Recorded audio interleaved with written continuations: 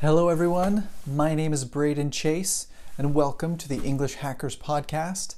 I'm grateful to have you guys here tonight, and I wanted to talk to you a little bit about two, not the number two versus four. I've got it back here, right? Two versus four. So it's funny, I was actually in class and I was teaching my students, okay, so in this sentence you use two and in this sentence you use four. And they go, why? I'm like, okay. So we go and we talk about it for a few minutes and they go, why? I don't understand. I'm like, well, you can do this one or you can do that one. And he's like, why? So it was very confusing, right? The two versus four. And I've found over the years that for many of my students, this distinction between two and four is very confusing. Now, there's a lot of reasons for this that I don't want to get into right now, that we could spend a lot of time talking about why this is confusing.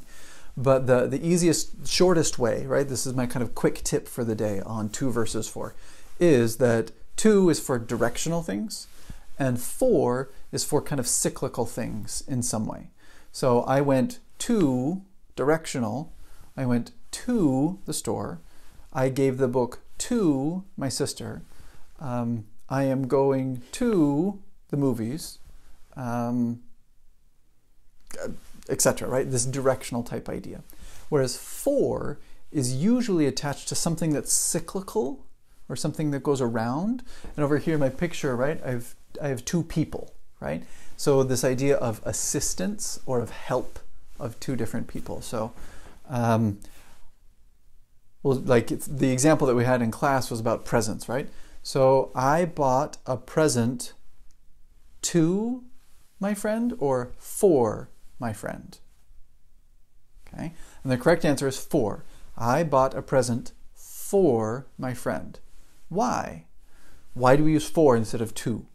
So with for, it has this cyclical idea. You have one person here and another person here, and this was a present, this was a help, this was kindness, this was assistance, whatever, something like that, in the cyclical form. This I had, and I moved it over to there, this help cycle.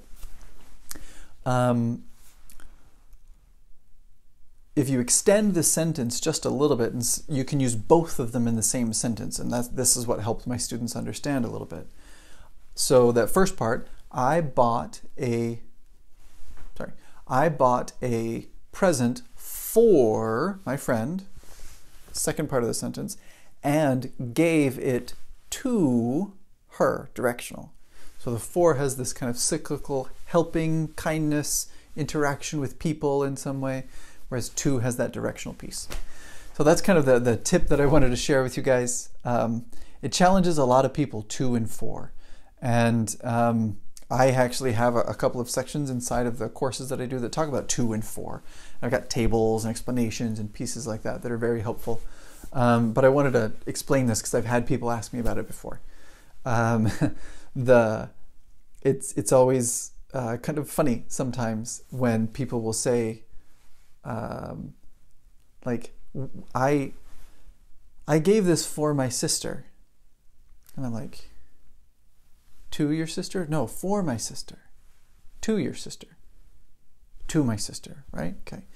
Because it's so hard to feel prepositions, and I understand that, right? It's frustrating a lot of times because when it's a present, you're like, oh, present, I can feel, I can see, I can touch that. That's easy to understand. But to, what do I feel with to or with for? It's very difficult. So that's why I drew this little picture, right? I'm hoping this picture I have here, I'm not an artist, right? But you know, I'm trying. So this is to, the direction, from point where, somewhere, to a specific point and then stopping at that point. That's the idea of to. And then for is this cyclical idea in some way. So I hope that was helpful for you guys. If you like that, you want to know anything else, or learn some of the other things, you can go to EnglishSpeakingSecrets.com where I've got the full course. It's up and ready for you. And I will talk to you guys another day.